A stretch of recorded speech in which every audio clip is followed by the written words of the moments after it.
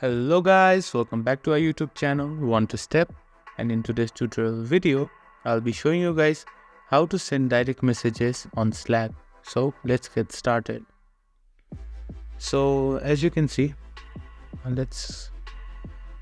so guys, on the chat section here you can see there is a direct message icon.